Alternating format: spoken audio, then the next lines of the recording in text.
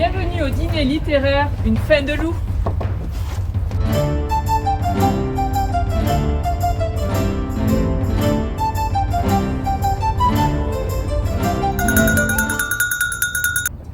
Un lycanthrope, plus connu en français sous le nom de loup-garou, et dans les mythologies, les légendes et les folklores, leur orgie de violence dure les 3 nuits de la pleine lune selon la croyance moderne.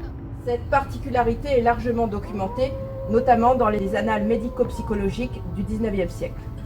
Parvenu dans la campagne silencieuse, il se met à hurler et il s'efforce en vain de parler. Toute sa rage se concentre dans sa bouche.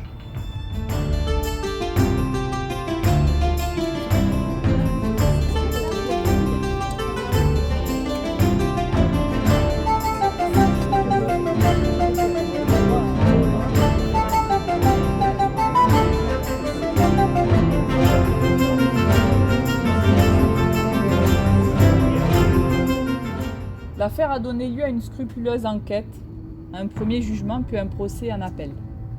On entend la victime, 13 ans, qui explique qu'elle a l'habitude de garder le bétail avec ce jeune garçon, nommé Jean Grenier.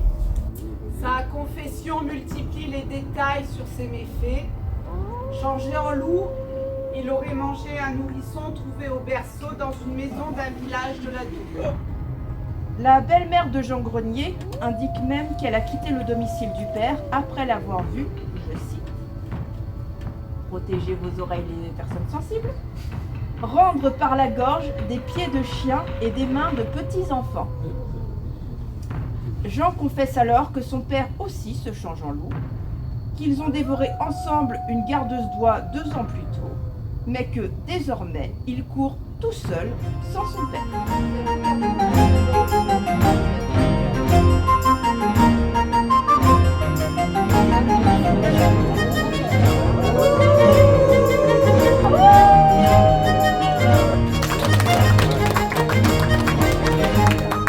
L'organisation était parfaite, très instructive et dans une ambiance parfaitement agréable.